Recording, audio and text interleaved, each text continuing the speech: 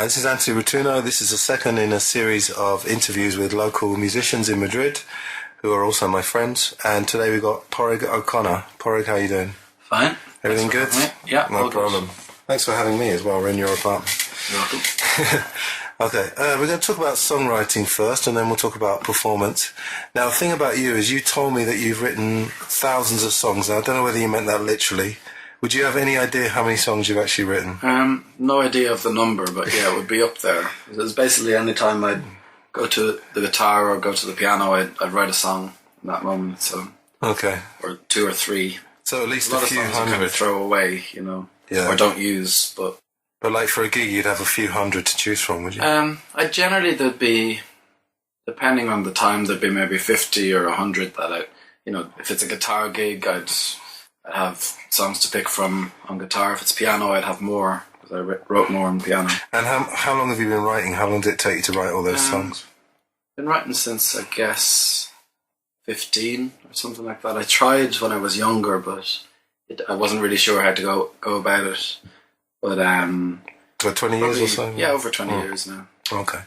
And what's your process? Because a lot of people, they write songs every day. I think Jarvis Cocker was one who said the way he learned to write was just by writing every day. And is that how you do it, or how did you start?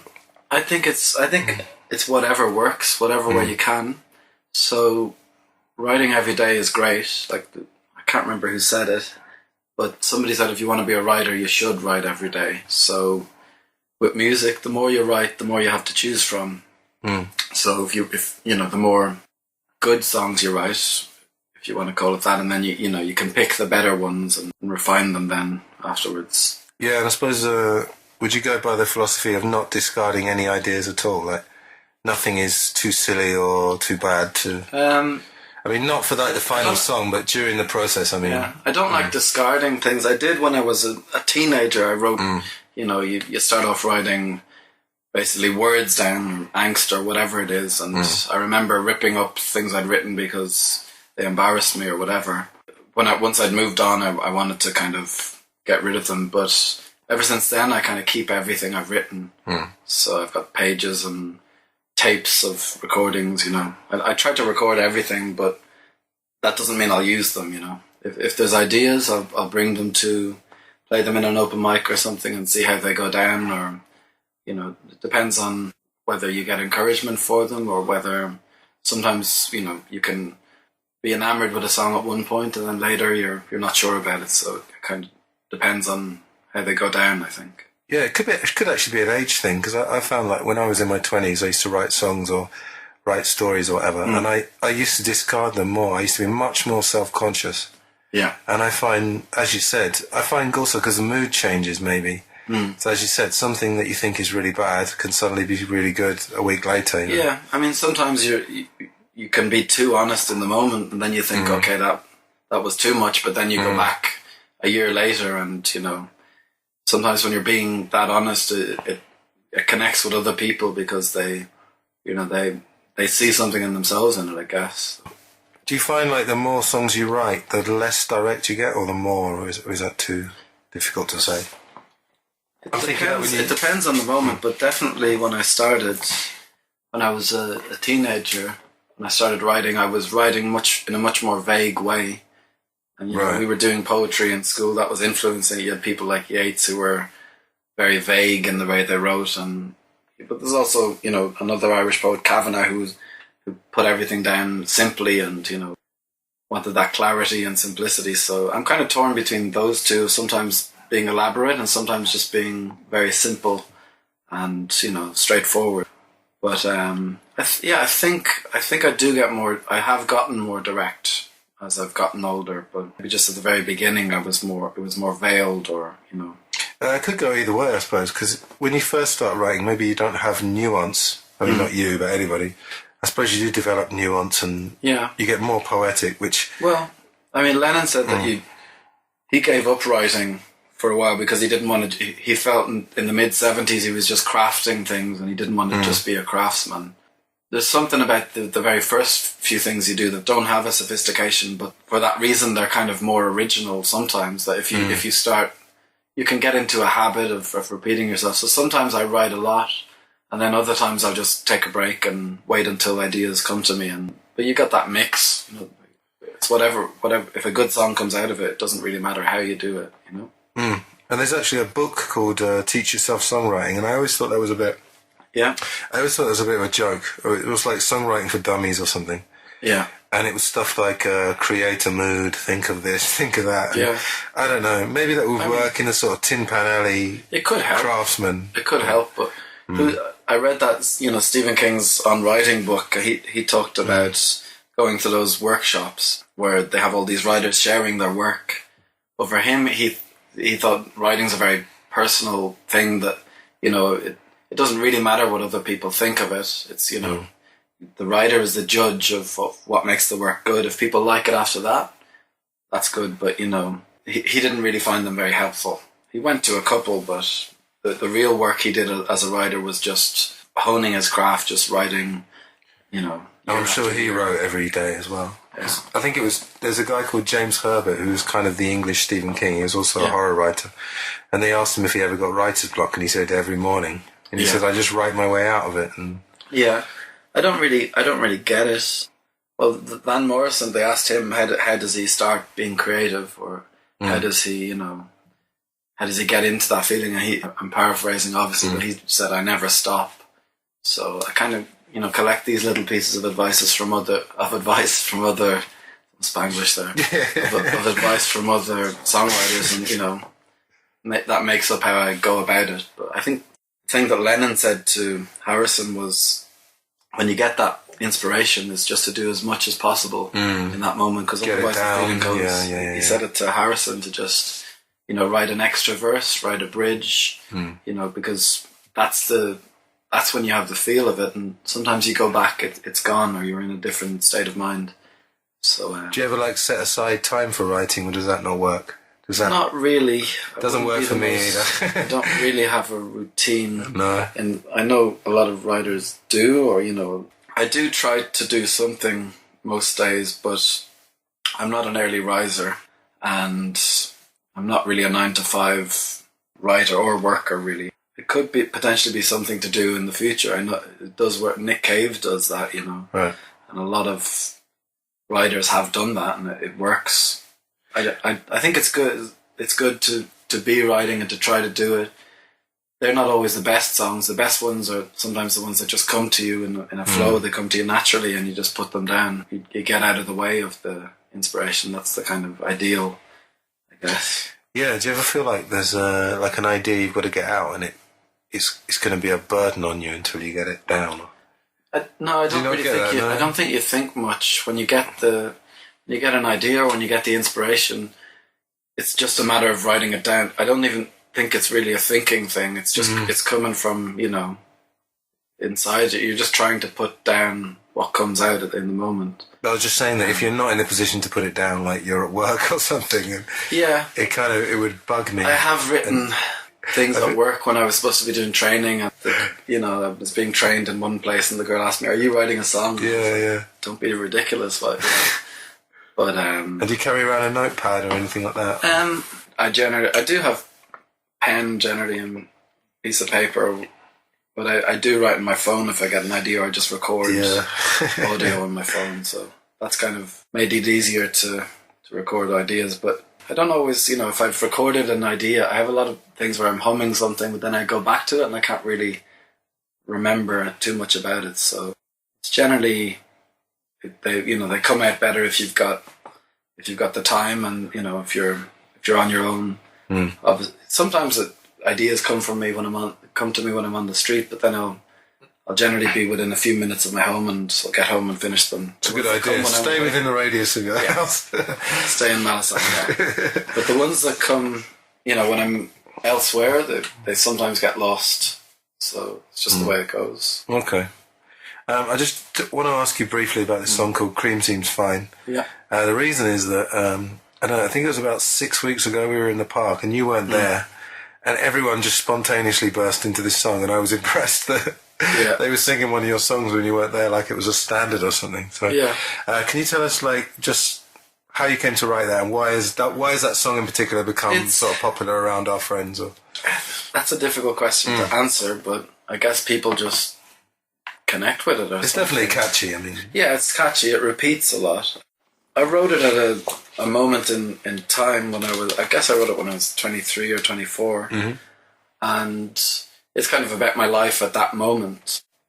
It was kind of a mixing of senses that sometimes happens with music and with, between dreaming and waking, that you get a mixing of, sight, because cream can be a colour, it can be a flavour, it can be a smell, it can be a concept. And for me, I could kind of visualize it as a musical thing, but each verse is like about a different aspect of my life at that time, and I think it's still kind of relevant. Okay, great. I want to talk about performance. We're going to backtrack, actually. You better tell me where you're from. And also, I wanted to ask you just when you started playing and what instruments you started with. So give us your musical history.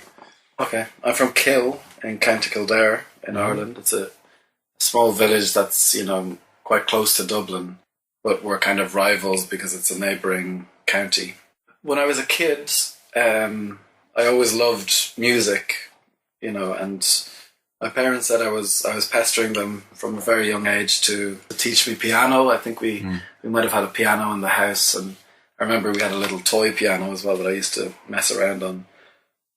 But it took a few years to get to classes, which were in the same estate that I lived. And when I did go to play piano, it was all classical. And as a kid, I remember wanting to play rock and roll, like I don't remember any specific. Do you like boogie woogie or anything? Yeah, I think it was maybe like riding along in my automobile, or the Little Richard stuff, or all that. Lewis. Just that music that had a lot of energy and enthusiasm, and I just wanted to play something fun like that. And then I went to play classical music, and the first lesson we did a song called Middle C. One finger from each hand, just pressing middle C, left hand, right hand, middle C. And I couldn't understand why I wasn't being taught, one of these rock and roll songs straight away, because I felt like I was ready, but stuck on one note. Yeah, but years later I went to the piano and I was singing the song in my head, middle C. I went to the piano just out of curiosity and hit the note, and it was middle C. So I think, they give you a kind of grounding at the very beginning. I didn't understand why we were learning that because I was, 7. Yeah, so after that I gave up piano around the age of 12 or 13. I told my teacher it was for, I had to study for, school, which was a blatant lie. But I basically wanted to play football and things like that were more fun than playing classical music. But I still wanted to play piano, but just not the classical. Then I went back to it around 15 or 16 and did some more grades or whatever. And after the next time I gave it up, I just started learning everything back to front, because they don't really teach you anything about how to write in piano. They teach you the scales and the arpeggios. And at the beginning, when I started writing, I started figuring out the arpeggios were the chords, and then, just banging on the piano until something came out. And I was also writing words at the same time, and obviously the two things go together. But the first couple of songs were terrible. But, it was still fun to have a go. So you started with piano, and then when did you start playing the guitar? I didn't start guitar until I was like 18, maybe 17 or 18 or something like that. But piano was always the main one. It was always the instrument I tended to write on, but these days I write more on guitar because I've got more of a feel for it. But for me, it was never about the instruments. The instruments were just a vehicle to write music, Yeah. So Has like classical training impeded your songwriting or helped it? 'Cause I'm wondering whether I think everything helps. Everything helps, right? And it depends. There's some people who do classical music and they never really know, how to write a song or how to improvise, or absolutely, they don't learn by ear. But I think that's just a matter of practice. I think the more you practice, singing harmony along with other things, the more you practice, improvising or trying to write, you figure out a way to do it. And I think anybody can do that. Anybody can practice their imagination, but it's just the way the school system is, the way piano is taught, the way a lot of these things go. People don't have any method for being imaginative. I'd love to go on a tangent about the school system. So I've got plenty to say, but let's stick to music. No, I was going to say that because I remember doing a show in London. It was I joined a philosophy school, and we did like an end of year show. Yeah. And there were these two guys, and they were playing this amazing classical piano. And I went up there, and I taught myself blues scale and everything, and I could play a little bit of piano. And I was saying, you're really good and everything. And he said, yeah, but if you took the music away, I wouldn't have a clue to do anything. I mean, maybe he didn't mean it literally. But. Yeah, I still think it is great. And I kind of, I admire classical musicians who can play, amazingly complex pieces of music. I was never the best classical student. I was kind of, a little bit lazy. I wouldn't really practice very much during the week. And mainly because I didn't enjoy it at the time. I love classical now. And I do think it influenced, because I love melody. I do think it influenced the way I write. And it does give you, a kind of, I think it influences the way you see the world if you learn music very early. And, it gives you a kind of abstract reasoning, I guess, because you're thinking of abstract, music is abstract, and, you're thinking in a different way if you do learn music early. And I think I think everybody should do it, all kids should learn music. It should be taught in school. Oh, no, it's a total travesty. I mean, I say we won't go on a tangent now, but I mean, we could do. I do want to ask you, actually, you just mentioned harmonies, because, I mean, when I was a teenager, I got my education from the Beatles and Simon and Garfunkel. I mean, it couldn't have got a better education in harmonies. Yeah. And it's actually very rare, I don't know whether you agree with this, but there's actually not that many people who know how to harmonise, who can hear harmonies. And it's such a joyous thing in music for me. Yeah, I think there's hope for everyone, though. There's a lot of people who come along to the Triskel, and some people think they can't harmonise, but after a couple of months of singing along with other people, and it's not something you can really teach. It's like playing the harmonica or bending the notes. That's You're right, yeah. something you have to do to get the hang of it, and I think everyone can do it. I mean, maybe some people aren't the most musically gifted or whatever, but it's I think it's just because they didn't get the training when they were younger. So okay, let's briefly talk Beatles. We could obviously talk about the Beatles for hours and hours, because we're both aficionados, I would say. Yeah. Can you think of one way that they've influenced your music? Is there anything you can think of? Is it harmonies, melodies, variety? Probably the work ethic and the eclecticism and I think the standards they had it would influence everybody, I think. So, but just the songs more than anything. My favourite is probably Strawberry Fields Forever, and he's just, he's basically communicating his childhood, and it's a place. Probably as well as that, I like to write. I mean, it's not something you consciously do, but songs are like places for me, and they're, each song is its own world, and I think that's come from the Beatles, because Strawberry Fields is a world. Yeah, it's come from the orphanage where he used to of course play. It's an orphanage. But everybody had a childhood. Everybody played in trees, and everybody knows that feeling of what it was like to be a kid, and that he really communicated that. And it's even more than that. Similar with the Beach Boys, the Smile thing that was never really, that influenced me a lot, because it never came to fulfillment in the 60s. He never finished it. The same with Lennon. He was never happy with those songs. No, he said he wanted to re-record all of them. I don't know if he's probably exaggerating a little bit, but but Lucy in the Sky with Diamonds, even though the Beatles were great musicians, they were very sophisticated, but it wasn't what he envisaged. With Strawberry Fields Forever, it sounds fantastic, but if you hear the original demos, it's a really gentle song, and George Martin called it a surrealistic dream world or something like that. I can't remember. Yeah, but I think it was Lennon's vision more than anything that he'd be my favorite. I love Lennon for his aesthetic and the kind of the ideas he had, and he was the great writer. He was the one that was great with words. He had a real writer's aesthetic, and then Paul was just such a natural musician, and probably the most talented musician in the group. And his melodies, he was the greatest melody writer for me, and really had a knack for it. And then George was fantastic. Ringo was you couldn't ask for a better drummer. I think Ringo was great. Yeah, I'll argue that with anyone at all. Yeah, and they played what the song needed. You know, I think the only time I would say John Lennon's maybe slightly overrated is when they were doing Mr. Kite. He said, "Oh, I want to smell the sawdust on the floor of the circus," and said, "Oh, you know, George Martin, you go and sort that out." And George Martin. Yeah. Later, I mean, you're right. Like having a vision, or he said, "Tomorrow never knows." He wanted it. What it meant was he wanted it to be he wanted it to sound like a circus. He also asked George Martin to make one song sound like an orange, and you know, whereas Paul would be much more specific and say, you know, I want this melody or whatever. He'd hum the melodies. Yeah, John was kind of like, well, you do that. He didn't really feel that he knew enough about classical music to, you know, actually write the music for it, but gave George Martin more freedom, and in that way, some of the accompaniments that George Martin did for Lennon songs were really, you know, he used his own creativity there. You know, I'm the Walrus, yeah, of course, yeah, and you know, and Strawberry Fields as well, and you know, even Good Night with Ringo singing along, but Lennon, I think. Probably influenced me the most, but I love the Beatles. It doesn't matter which one, you know.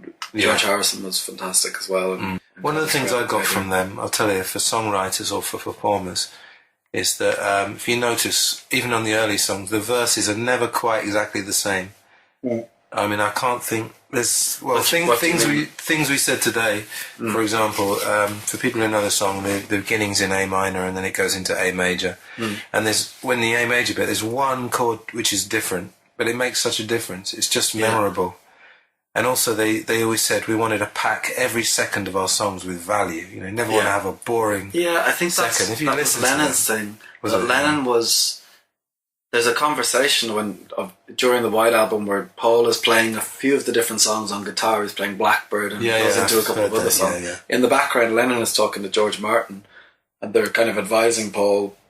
They're saying, Lennon says, you don't want to have it too long because then it's not interesting. You know, and there was, I think it was George Martin showing Lennon some Beethoven, or I can't remember what it was, the classical piece that was like 12 or 15 minutes, and 12 or 15 minutes long, and Lennon, you know, he asked him what he thought of it. George Martin said, "What do you think of that?" And Lennon was like, I lost interest after the first couple of minutes. So it was lovely, he said, but it was, you know. So for his music, he never wanted things to get boring. They occasionally did, you know, but nobody's judgment is perfect. But for the most part, he cut out what wasn't necessary, I think. And it's probably quite ruthless with verses, and that's a good way to go about it, to respect the song and not actually be overindulgent with verses and things like that. So. Yeah, and of course there's all this subtle stuff as well. There's all subtle chord changes. They left in a few accidents. You know, everyone's heard about these sort of random noises you hear on their records. Yeah. And they left it all in. And I think long. The wine bottle on the top of the piano and all that kind of thing. God, we could go on for hours, couldn't we? Can we just go back to influences again? Yeah. What about your country? What about Ireland, or where you come from? Has that had any influence? Yeah, I think it has. Yeah. I mean, I played some Irish music as a kid. I was kind of, I didn't play it willingly, but you know, like everybody, you have to play a bit. The song Hangover Lane that I wrote was kind of a tribute to those, you know, we played in rooms full of tin whistles and violins and lots of wrong notes, like a, you know, train hurtling down a hill or something going off the tracks, but there were some horrible moments of playing with lots of other kids, but I think it did influence a little the way I write. I've written a couple of things that are folk influenced, but apart from that, obviously I love Van Morrison. I think he's great. U2, I like them. I particularly like the Joshua Tree, but they had a very long career, obviously, but I don't really connect with them as much as others. Like My Bloody Valentine. I suppose Irish music gets, I don't know, would it get stereotyped as wistful? Yeah. I would say your songs are quite wistful. Well, I think there's a cultural thing in Ireland. I think there is a lot of creativity, and there's a lot of, you know, English wasn't our first language going back hundreds of years ago, so there's a kind of playful aspect to a lot of Irish writers who wrote in English, they kind of, upturned it and didn't really respect the rules of grammar or the rules of convention or whatever it is. But I'm not crazy about the jigs and reels and all that. I think they're good for dancing, and there's some beautiful pieces. But for me, the ones I like are the ballads, and I love Luke Kelly and the Dubliners and Ronnie Drew, obviously, and there's a sincerity to the way they sang, and there's obviously a sadness that goes with some of the songs, and then there's a drunken revelry, and a lot of songs that are there's a kind of fun aspect to a lot of Irish music as well. Yeah. I mean, maybe in the future I'll write things that are a bit more Irish influenced, but I don't like to write in one genre or one style. Yeah, one anyway. idiom, I like every song to be different. So okay, all right, wonderful. Okay, let's get a bit deep and philosophical. Why do you perform and why do you write? Now, leaving aside the fact that you could make a career of it, and don't think most people would turn down a music career, but let's just say more in a more pure form. Why do you perform? Now, do you want me to give you some options, or do you want to just answer? Why do I perform or write? I perform because I write. Because I want to put the music out there. But you could record it in your bedroom, though. Why do you need to go on stage and do it? That's the question. I think I'm more a writer than a performer, but I do. It's fun to play in front of people. And why do I write? It's a difficult question to answer, but I just, I write because I get an idea and I have to put it down. Or, it's what you do. Maybe you could have asked me that a long time ago. I would have had an answer, but I just write out of habit now, and it's part of who I am, I guess. It's just to, And you enjoy saying, why do you talk? You talk to express yourself. You write to express yourself. And do you actually enjoy the process? I know we've already mentioned songwriting. Yeah. Do you ever find it difficult, or do you ever wish you could get to the end of it? I love having something new. Sometimes, I love having a new idea or a new song. Ideally, I think everyone would love to write a beautiful melody or something that stands out in time, and so that's always the goal. And if you have something new or something that's that stands on its own, then that's just a joy in itself. I think if you go back to the Beatles, they wrote, but what they love doing, the writing is kind of the end justifies the means, or the other way around. I always get it mixed up. But anyway, they would bring the recordings back home and listen to them, and that was the best moment of their day, was just listening back to the things they did. So they were writing for themselves, basically, and that's what so I guess that's it. You're kind of writing to impress yourself and to writing for your own ears or whatever. Because I always think literally everyone could write or could be creative. And I think the people that aren't... Yeah, I agree. I think they're almost missing out. I've said this to so many people. Yeah. Everyone should try it, because it... Yeah. But if you don't know what you're missing out on, then you don't really care too much. I guess that's true, yeah. The reasons I gave David last time for playing, fun, obviously, connection with people.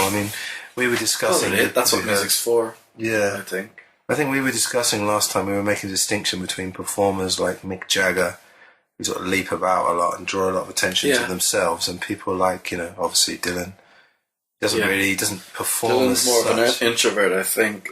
That's what I mean. Even though he's out, it's a funny thing to say because he's out there, playing to masses of people and doing the never-ending tour or whatever. But I think he was quite introverted. Obviously, Van Morrison too. He's a great performer, but not much of a talker when, doesn't do many interviews. Oh, definitely, yeah. Well, we were talking about this off mic, so let's just briefly talk about that again. This thing about introverts and extroverts, because, if you do personality tests and things, which actually I've done a few times as part of my job. Yeah. But I always could never work out whether I was an introvert or an extrovert. Well, I think it's levels, You could be somewhere in the middle, weighing to one side or the other, but some people are very introverted and some people are very extroverted, and then there's space in the middle. where you can be a bit of both. But it's like you go on stage, and I was saying to you earlier, I could probably, if I was in a restaurant or a bar, I could probably stand in the middle of the room and play a song, just because I've done it so many times. Yeah. But then if there was lots of attention on me, I'd probably I might, curl up or something. But for me, it's fine to play music. It's something that I've done so many times, so I don't mind doing it. Making a speech in the middle of the bar is a different thing. But maybe it's the same. It's just a matter of practicing and, working on that. So I think there's a safety in maybe when you're singing lyrics, I'm not necessarily saying to you, but for anybody, when you're singing lyrics that people are not necessarily listening to every word and they're not necessarily understanding it, if you're making a speech in language that everyone understands clearly, it's probably a lot more difficult, I imagine. Well, I mean, it depends, because a speech can be musical as well, That's kind of Martin Luther King, when he spoke, there's a musical quality to the best speakers as well. Likewise, it's a kind of spectrum, and there's poetry is similar to music, and you have, emotional speech is similar to music, and then music that's instrumental, you've music that's just rhythm, you've music that incorporates lyrics, and, so it's not really one or the other, Some people don't mind standing up in front of hundreds of people making a speech, but then they go very shy if they have to sing in public, so it just depends on the person, I think. I think people would just need practice, though. I think anything's scary when most things are scary when you first do them. Yeah. Okay. Let's talk about your blog. Okay. So you have a blog. Can you just tell us about that? Yeah, well, I have a couple of blogs, but the one I normally...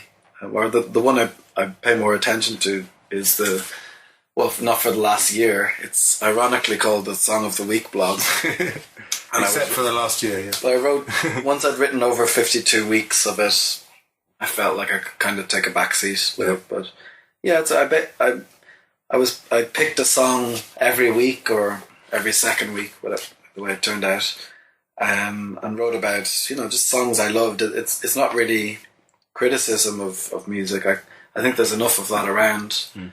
It was just, music I love that I wanted to write about, and so it's just waxing lyrical. There's very few times I really criticize the artists or the songs, because it's stuff I love, so there's no need to, I mean, I could write a song of the week about stuff I hate, and probably that would be fun as well, but it's I wouldn't read it, All right. Okay, fine. Okay, we're going to finish with a song. Can you tell us what song this is? And tell us a little bit about it? The song is called House of Cards, and I wrote it last year, I guess in about September or October.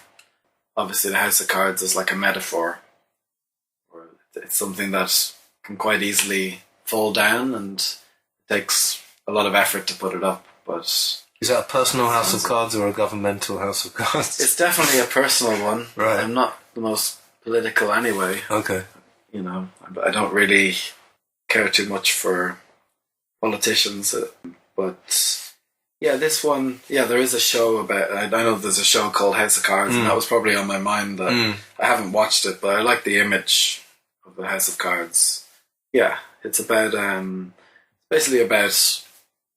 a relationship, or a possible relationship that goes to pieces or falls down, and about building yourself up again after that. So that's the kind of idea of it.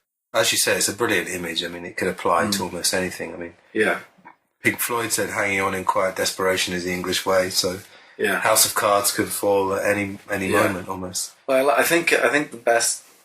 I don't know if it was that straightforward, but for me, the best writing is writing that puts an image in your mind. I think that was Lou Reed's thing as well, is if you can put that image directly, if you say something and it straight away creates an image in someone's mind, you've done something. And a lot of the songs I write, I like to play with images in them as well, and this one has plenty of card-related vocabulary in there. Okay. All right.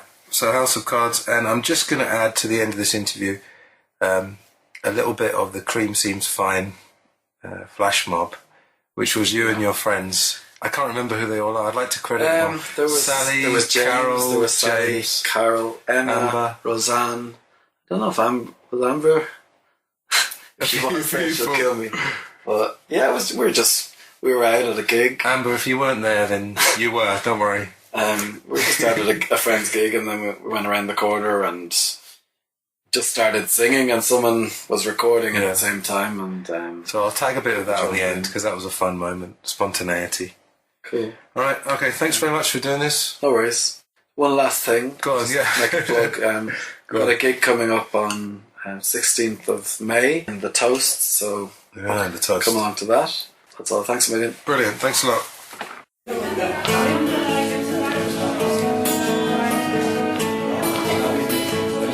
It was an illusion, confusion, words and faces, time and a place. All of them fused and spinning into one, it all came undone. When all of the house of cards came down.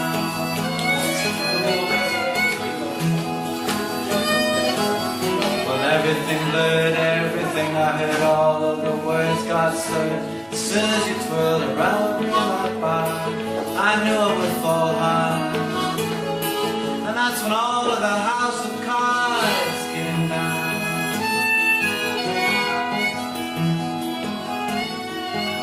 Well, drinking games, saying your name over and over again. You were so vain, but also untamed. I fell under your spell, felt dangerously well. That's when all of the house of cards came down.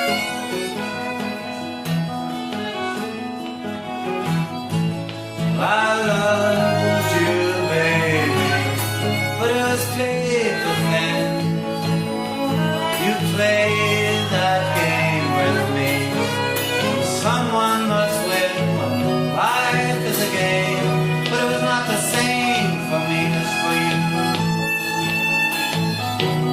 Well, I can't blame you. You see, you don't have all 52. You're a few cards loose of a full pack, but you didn't crack. Just pick yourself up again, up again, up again, up again, again, up again, up again, up again, up again. I went looking for you, you turned off the light. There was nobody home to the untrained eye. Well, nobody waits, and already closed the gate. And all of the house of cards have come down.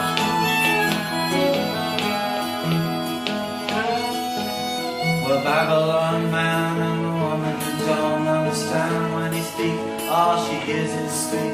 Is it a man or a mouse with his watery eye? She sees he's already drowned, and that all of the house of cards have come down.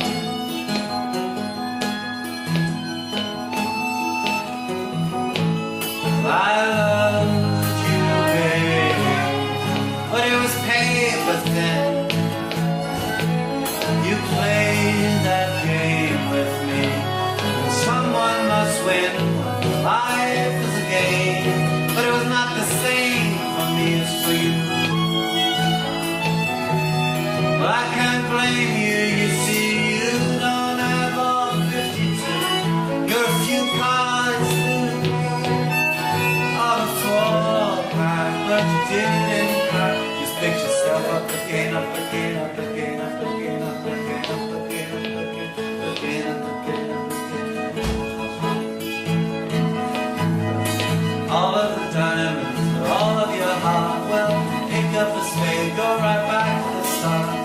Join the club, everybody gets mixed up sometime. Once upon a time, you were the king.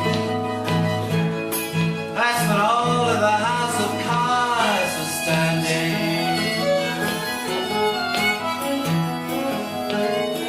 Well, keep looking up, kid, don't forget what you did. Keep turning the lid, you'll find somebody who fits.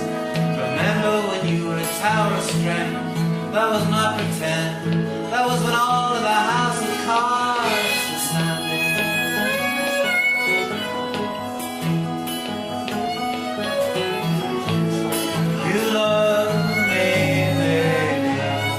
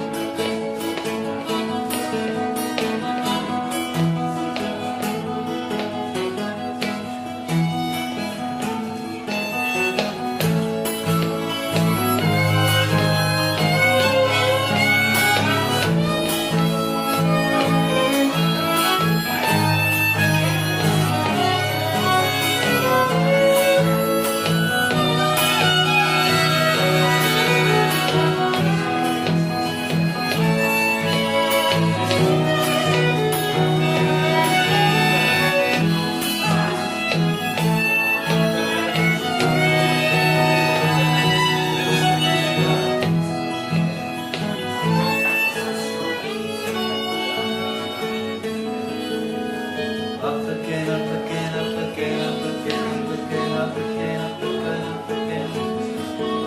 Just like that in slow motion, in reverse, everything that happened was undone like a curse. Turned to face the table, I saw each and every one of them, all of the king's horses and all of the king's